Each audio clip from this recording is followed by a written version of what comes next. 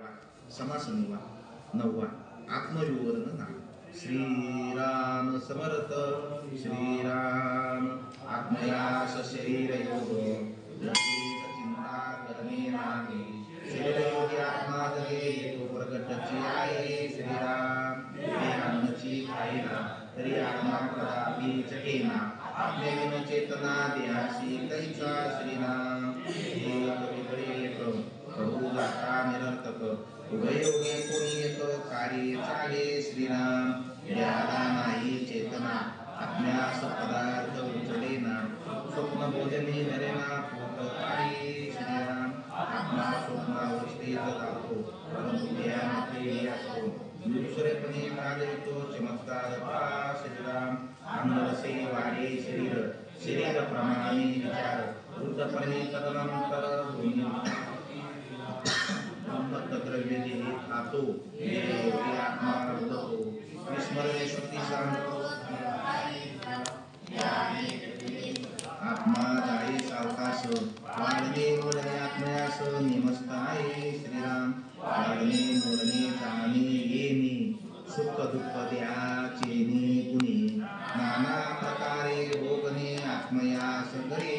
श्रीराम वर म्हणजे भोग निंद्याचे मार्गची सकळ तैसेचे केवळ शरीर दानावे. श्रीराम शरीर नाडीचा चेता नाडीमध्ये पोकळ वाटा नाम तोड सकटा दाटल्या नाडी. श्रीराम आणि अन्नदक घेतो त्याच अन्नरस होतो त्याच वायू प्रवर्ततो श्वासोश्वासे. श्रीराम नाडीद्वारे धावे जीवन मनामध्ये खेळे पवन त्या पवना सरिसा गान आत्मही विवरे. श्रीराम कृषेने शोकले शरीर आत्मयास कळे हा विचार.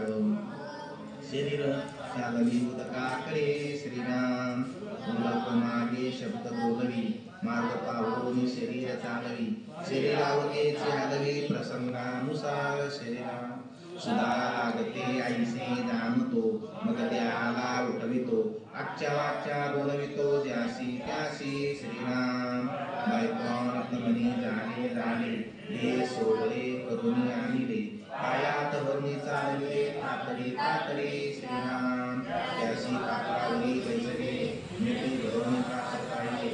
आता कर्वे आरंभिले आपुषण. श्रीराम आता क्रवी घास उचलली मुखी जावणी मुख पसरली. दाता तरी चेववी नेते नेते. श्रीराम आपण जिल्हे मध्ये खेळे पाहतो परिमळ सोहळे कैसे काळी खळे तत्काळ तुमकी. श्रीराम आळणी करता मीठ लागे माई समने आगे कागे. डोळे तावूनी पाहू लागे रागे रागे. श्रीराम डोळे लागताच आनंदे मोर नसता परम खेदे. वाकडी गोष्टी अंतरी भेदे आत्मयासी. श्रीराम नाना अन्नाची गोडी नाना जसे स्वादे निवडी. तिकट लागता मस्तक धरे आणि पोखी. श्रीराम निरपुडी घातली थार कायसे करीते खापर. जिवे करे कठिनोत्तर बोलवे रागे. श्रीराम माझे उदंड जेविला शरीची कांद्या उचलिला. बळगा येऊ लागला सावकाश. श्रीराम येई सुख दुःख भोगता तो एक आत्मची पाहता. आत्मेविनदे वृत्ता मळे होय. श्रीराम मनाच्या अनंत वृत्ती जाणणे त्याची आत्मस्थिती. त्रैलोक्य जितुक्या व्यक्ती तदनांतरी आत्मा. श्रीराम जगामध्ये जगदात्मा विश्वामध्ये विश्वात्मा. चादरी चादरी सर्वात्मा नाना रूपे. श्रीराम उंगे चाके ऐके वेके मृदुकटी नवळके शीत उष्ण टाविके तत्काळ होय. श्रीराम बहुत करी उठा केली या दुर्ताच्या गवी दुर्तची करी. श्रीराम वायू सरिसा परिमळ येतो परितो परिमळ वितळून जातो. वाये धुळी घेऊन येतो परितोई जाये. श्रीराम शीत उष्ण वायू सरिसे सुवासात्वा कुवासे आशिषे परी सावकाशे तगनी नगडे. श्रीराम वायू सरसे रोग येती वायू सरसे भूते धावती. दुरानी दुकटे येती वायू सवे. श्रीराम वायू सवे काहीच जगेना आत्म्या सवे वायू तगेना. आत्मची चपळता जाना अधिकाये. श्रीराम वायू कठिनास आवतो आत्मा कठीण भेदून जातो कठीण पाहो तरी तो छेदीना श्रीराम वायू जलधरा वाजे आत्मा काहीच न वाजे मनीचे अंतरे समजे मिळून पाहता श्रीराम आत्मया पावले श्रीदेवगे झाले समाधान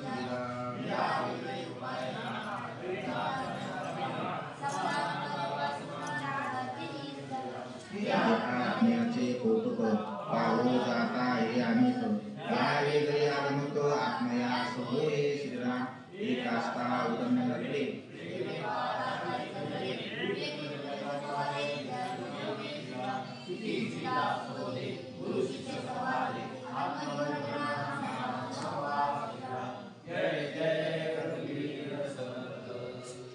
त्या ठिकाणी याच्यामध्ये आपल्याला आत्मविवरण सांगितलेलं आहे. श्रोत्यांनी सांगितलं या देहाचा कर्ता कोण आहे. आत्मा जर त्या ठिकाणी असताना निर्विकर्ता आहे, निर्गुण आहे, निराकार आहे, तो कुणाचं कार्यकारण त्या ठिकाणी नाही. मग हा देह कसा चालतो. देह जर जड आहे आणि आत्मा जर त्या ठिकाणी निर्विकार आहे, तो कर्ता भोगता नाही, तर मग या देहाचे जे काही चळत वळण त्या ठिकाणी होतात, तर हा देह सगळं त्या ठिकाणी करतो. देह अन्नची खाईना तरी आत्मा पदार्थी जगेना. तर त्या ठिकाणी अशा पद्धतीनं श्रोत्याने प्रश्न त्या ठिकाणी निर्माण केलेला आहे. जर देहामध्ये जर आत्मा राहतो तर देहाने अन्न खाल्लं तर आत्मा जगत, त्याने अन्नच नाही खाल्लं तर आत्मा कसा जगत. कारण शरीरमय काय आहे, अन्नमय काय आहे, प्राण आहे. आत्म्याविन चेतना देहास कैची. देहामुळं आत्म्याला अन्न भेटन आणि आत्म्यामुळे देहाला काय भेटत, चेतना भेटत. हे एका वेगळे एक करू जाता निरर्थक उभे होते कोणी एक कार्य चालेल. हे दोन्ही एकामेकाने त्या ठिकाणी हे सगळं देहाचं कार्य चालतं. आत्म्याच्या चेतनामुळे आणि देहाच्या सगळ्या असणाऱ्या ह्या चलनवलनामुळं देहाला नाही चेतना आत्म्यास पदार्थ उचलेना स्वप्न भोजे भरेना पोट काही. देहाला चेतना नाही. जर आत्मा गेला तर देह नव्हे चिकलू उला असं म्हटलेलं आहे ज्ञानेश्वरीमध्ये. जर या देहातला जीवात्मा निघून गेला तर हा देहाला काही अर्थ नाही.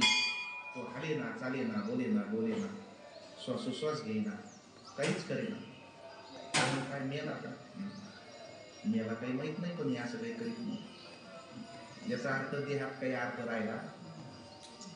जर देहाला सगळा जो काही अर्थ आहे, हलणं बोलणं चालणं बोलणं पाहणं, तर ते केवळ कशामुळे आहे, आत्म्याच्या चेतनामुळे. चैतन्याची शोभा, ही सगळी चैतन्याची शोभा जी आहे चेतनामुळे, चैतन्यामुळे ही सगळी शोभा आहे. चैतन्य नसलं तर ह्या शोभा राहणार नाही. आणि म्हणून देहाला आत्म्याविना शोभा नाही, परंतु आत्म्याला डायरेक्ट पदार्थ उचलता येत नाही. आता त्या ठिकाणी इथं जेवायला बसला तर आत्मा येऊन डायरेक्ट ताट घास उचलून खातो का. मग तो घास कोण खातं, हात ताटामध्ये जातो, ताट भरलेलं असतं. पूर्ण त्या ठिकाणी आलेले पदार्थ डोळे पाहतात, वा छान पदार्थ आलेले. बघा श्री बालाजीचा काय आहे म्हणजे बेत आहे, नाही का नाही. असं कोणी पाहिलं, डोळ्याने पाहिलं. आणि डोळ्याने पाहिल्यानंतर जिभीला काय झालं, पाणी सुटलं. आणि जिभीला पाणी सुटल्यानंतर हात वळवळ करायला, वा ते राहिले तर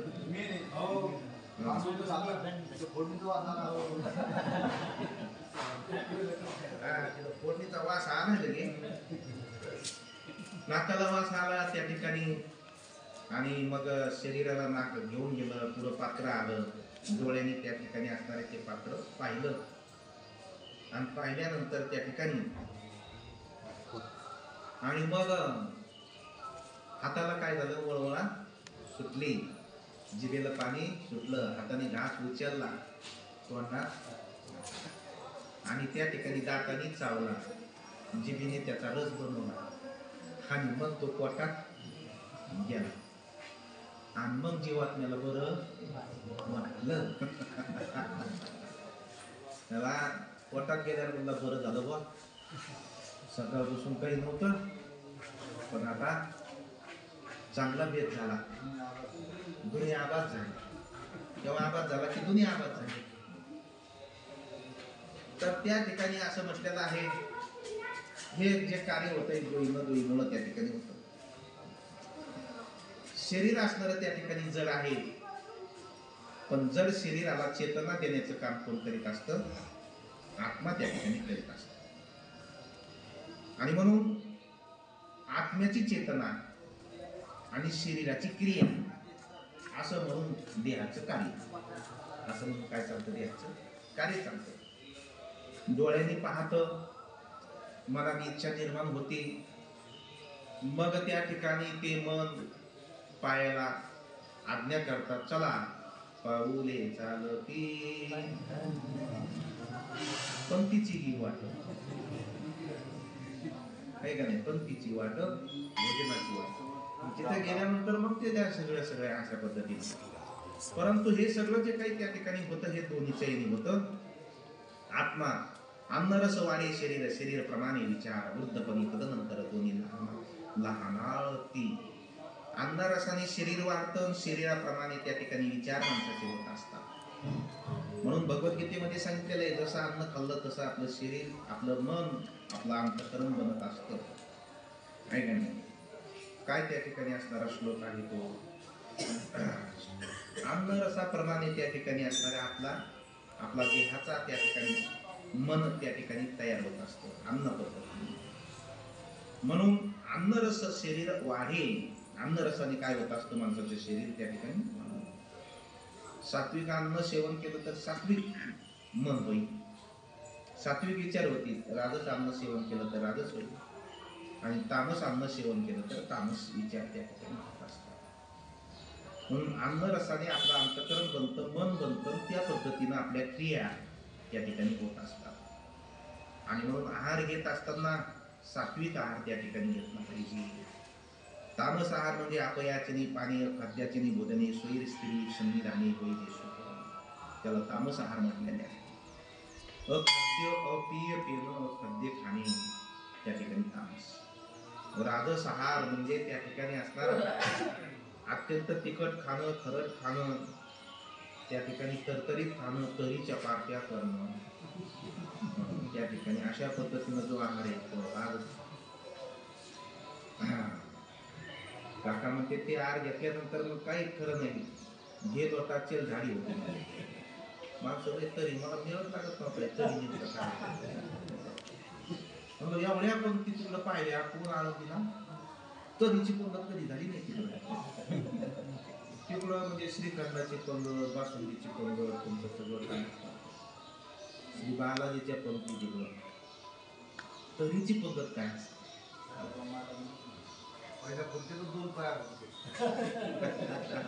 त्याचं नाव तरी. काय तरी नुसतं तेल टाकायचं आणि त्या ठिकाणी मिरच्यात तरी खायचं बाबा काय. आणि म्हणून त्या ठिकाणी अन्न सात्विक अन्न घेतलं तर सात्विक वृत्ती होत असते. अशा पद्धतीनं वृद्धपणी तदनंतर दोन्ही लहानाळाती उत्तम उन्मत्त द्रव्य देह खातो, देह योगी आत्मा बोलतो, विस्मरण शुद्धी सांगतो सकळ काही. उन्मत्त होण्याचं त्या ठिकाणी असणारी भूल येण्याची द्रव्य जर आपण खाल्लं पिल्लं तर त्या ठिकाणी देह आणि देहातला आत्मा देखील त्या ठिकाणी भुलून जातो. जीवात्मा तशा पद्धतीनं त्या ठिकाणी त्याला विस्मरण होतं, शुद्ध राहत नाही. देहाने घेतले विष, आत्मा जाय सावकाश. वाढणे मोडणे आत्म्यास निवस्त आहे. देहाने जर विष खाल्लं तर आत्मा बी त्या ठिकाणी असणारा तो सावकाश निघून जातो. वाढणे मोडणे जाणे येणे सुख दुःख देहाचे निगुणे नाना प्रकारे भोगणे आत्म्यास खरे. महाराज जो जीवात्मा आहे या आत्मेमध्ये फरक आहे बरं. ब्रह्मा परमात्मा वेगळा, आत्मा वेगळा, जीवात्मा वेगळा. परमात्मा येतो त्याला काहीच होत नाही, आत्म्याला काही होत नाही. पण जो जीवात्मा आहे ज्याने आपल्या अंतःकरणाची उपाधी धारण केलेली त्याला जीवात्मा. तो जीवात्मा हे सगळं करतो. जीवात्माच त्या ठिकाणी देहाच्या द्वारे सगळे भोग कोण घेत असतो? जीवात्मा. आणि जीवात्म्यापेक्षाही एक आत्मा वेगळा आहे, त्याला मात्र भोगही होत नाही, काही होत नाही. त्याच्या साक्षीनं हे सगळं चालत असतं. आणि म्हणून प्रत्येकाचा त्या ठिकाणी जीवात्मा त्याच्या देहानुसार त्याच्या वर्तनानुसार तो जीवात्मा त्या पद्धतीनं तसा बनतो. आणि जीवात्मा आणि शरीर मिळून त्या ठिकाणी माणसाला काय होतात की सुखदुःखाचे भोग त्या ठिकाणी होत असतात. समर्थ सांगतात बघा, शरीर म्हणजे काय दिसतं, पोकळ आहे, जसं मुंग्याचं वारूळ आणि त्या वारुळामध्ये राहणाऱ्या मुंग्या. वारुळामध्ये राहणाऱ्या मुंग्या म्हणजे जीवात्मा आणि वारुळ म्हणजे दिसतं शरीर. अशा पद्धतीने सांगितलं. शरीर नाडीचा खेटा. शरीर म्हणजे काय हो, नाड्या येतात याच्यात, हाडं येतं त्याच्यामध्ये, सप्त धातू आहेत त्याच्यामध्ये, रक्त रेत अशा प्रकारचे असणारे 7 धातू आहेत या शरीरामध्ये. शरीर म्हणजे अस्थिचा पिंजरा येतो निसता, नाडी आहेत, अस्थि आहेत, हाडं येतं, वेगवेगळ्या प्रकारची त्याच्यामध्ये ती रचना हाडांची केलेली आहे का. हे सगळं शरीर. ते डॉक्टर लोकांना काही नाही अभ्यास करायला. मेलेल्या माणसाच्या शरीराचा ते त्या साच्याचा अभ्यास करतात. तिथे अडकून ठेवलेला असतं, ते प्रेत अडकून ठेवलेलं असतं, त्याच्यावर ते काय करतात, ते सगळा अभ्यास करतात. किती नाड्या, किती शिरा, किती काय, कामाच्या किती, बिगर कामाच्या किती, असं म्हणतात देवाने. कामाच्या दिलेले आहेत, त्याच्यामध्ये बिगर कामाच्या पण काही दिलेले की जसं आपण त्या ठिकाणी गाडी चालित असताना एक्स्ट्रा टिकनी गाडीमध्ये असते, चालता चालता जर टायर त्या ठिकाणी पंक्चर झालं तर ती टिकनी काढायची, ती लावायची, काम निघत आपलं. काय देवाचं निवेदन किती आपल्यासाठी, किती